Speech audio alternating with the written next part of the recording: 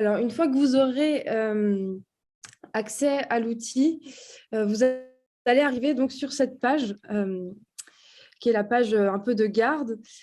Donc, on peut cliquer sur démarrer. On arrive sur ce menu principal. Donc, c'est un outil qui a été pensé en quatre grands axes. Il y a un premier axe qui est sur la pédagogie, donc qui recontextualise un peu le dispositif Mon ESS à l'école, qui est plutôt une partie qui est à titre informatif.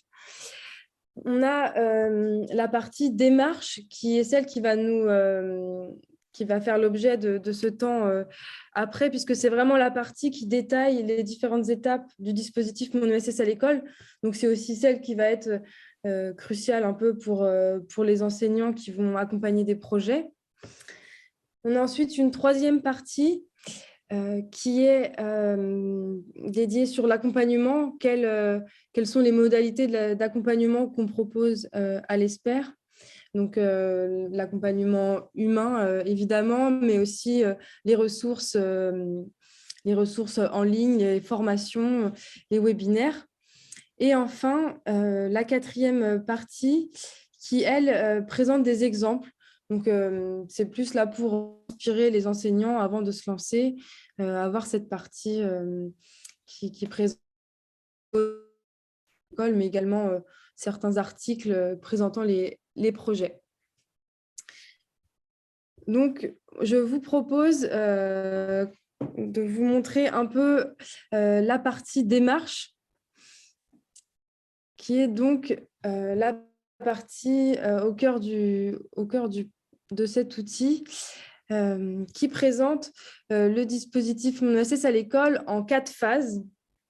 Présente ici la phase de démarrage, la phase d'émergence, la phase de mise en œuvre et la phase d'évaluation.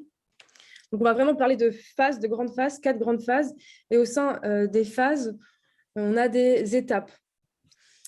Donc là, on est sur la page un peu centrale de la démarche, puisque c'est là où on a l'entrée à toutes les étapes.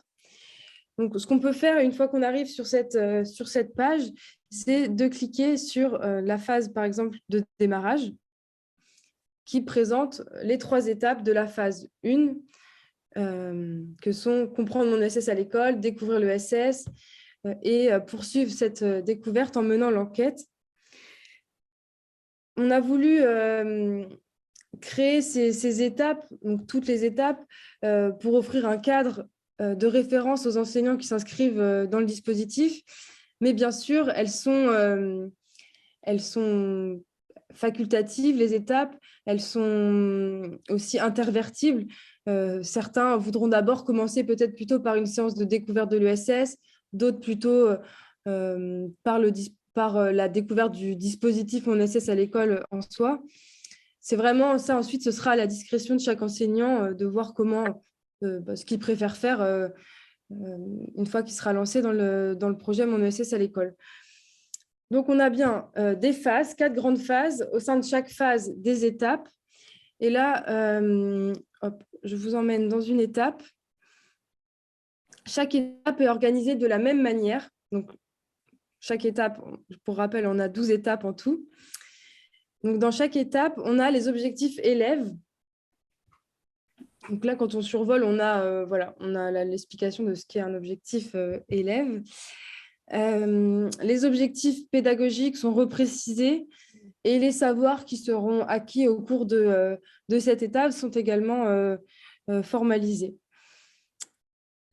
On retrouve, donc, on a les objectifs d'un côté et chaque étape, l'objectif, c'était bien de pouvoir proposer aux enseignants une séance à animer et des outils pour l'animer, cette séance.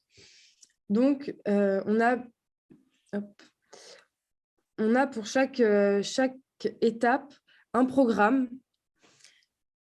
et on peut cliquer dessus pour aller voir à chaque fois l'outil. Donc, par exemple, le brainstorming sur l'ESS. Le brainstorming sur l'ESS, on a à chaque fois, pareil, pour chaque outil, un contexte et l'animation qui est détaillée. Donc ça, c'est sûrement des outils que certains ont déjà utilisés. Ensuite, En haut à droite, on a toujours l'onglet retour pour remonter à l'étape, pour remonter au menu plutôt, au menu précédent. Hop. Donc, on peut revenir comme ça. Par exemple, pour l'onglet, pour l'outil numéro 3, découverte des structures de l'ESS. Donc là, on a repris la junior coopérative pour celles et ceux qui la connaissent et on l'a remis sur une seule slide. L'idée, c'est que voilà, le Geniali est un outil interactif. Donc, quand on survole, on a des choses qui apparaissent et les endroits où on peut cliquer, ils s'animent quand la page s'ouvre. Donc voilà, vraiment, on a à chaque fois une étape avec des objectifs élèves, des objectifs pédagogiques, des savoirs. Ici, on voit aussi la durée estimée de la séance. Donc pareil, c'est une durée estimée, que si on veut animer tous les outils qui sont au programme, donc les outils 1 à 5, on peut le faire en une séance de 2 heures ou en deux séances de 1 heure.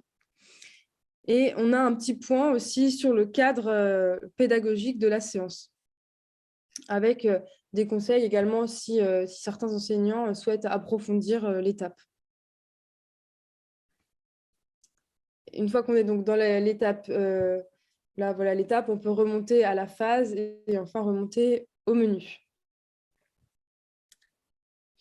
Est-ce que jusque-là, c'est assez clair ou vous avez des questions sur cette première présentation?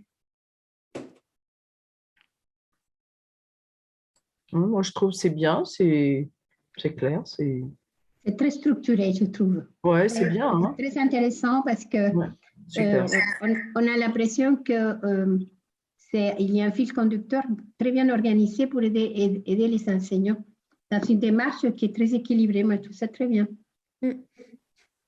Merci pour ces retours.